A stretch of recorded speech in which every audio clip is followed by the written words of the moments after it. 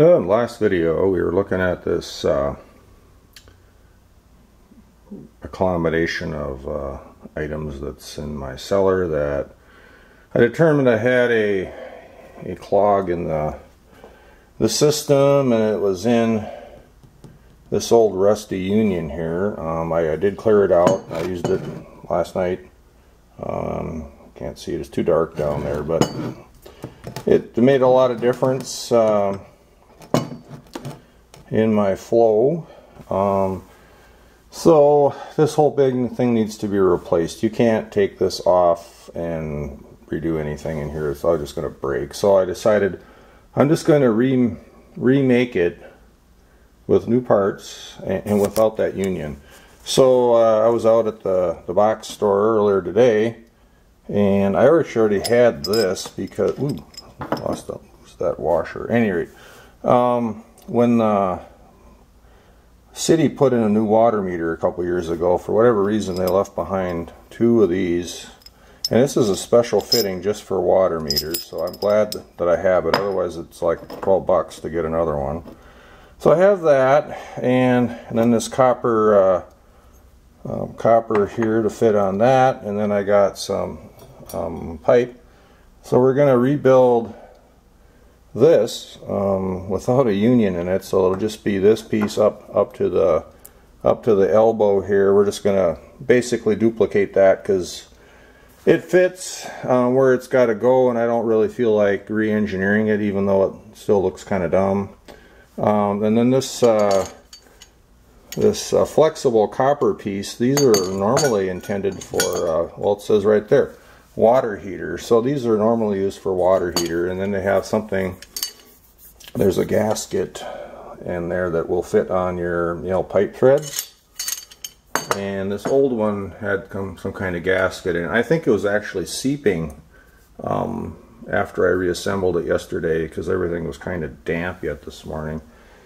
So I'm gonna build this all up to duplicate this, except without this nasty cast iron Union, and I'm not gonna do any of this on camera. It's just copper pipe soldering. I'm sure there's videos on that, and I'll come back when I have have the new one made up.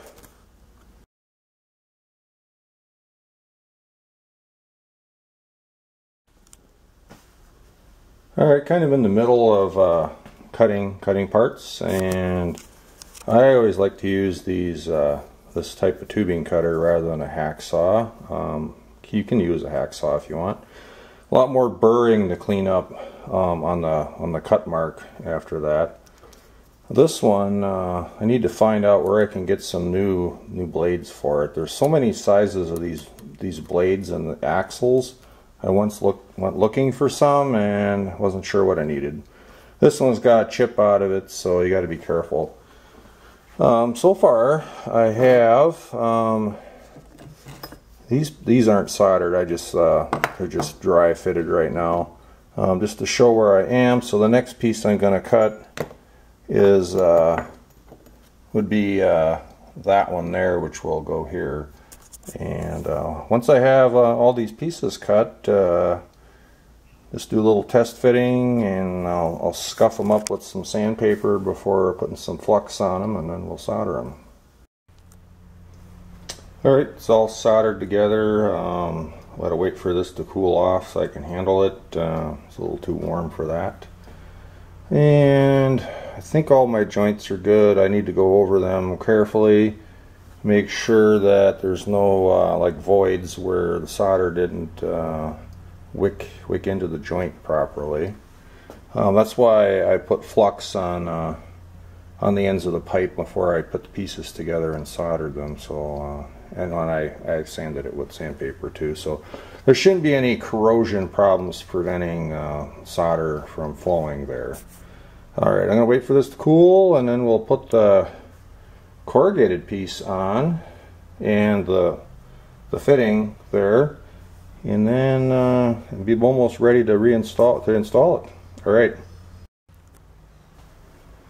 Alright, got the special water meter fitting in here with some Teflon goo.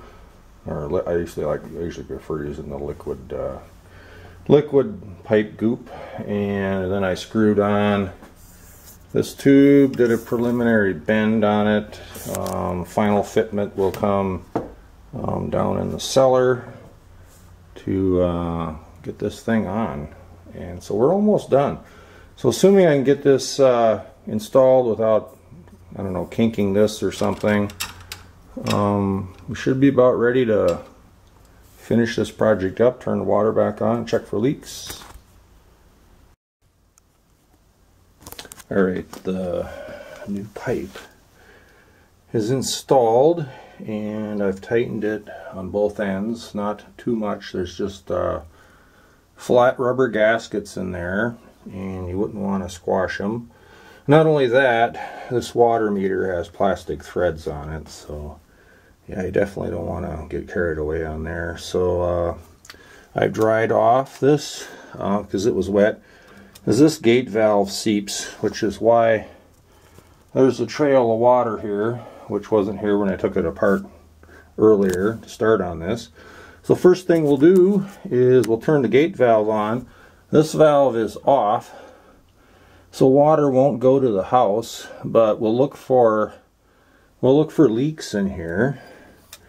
So let's see what we get. And we don't hear any noise, which could be a good thing. Oh, I expected to hear some squirting noises actually. Seems dry. Let's turn the house valve on. Alright. Must not have been, there's going to be a pocket of air in here, I would think, huh? I'm still feeling for leaks. I don't feel anything.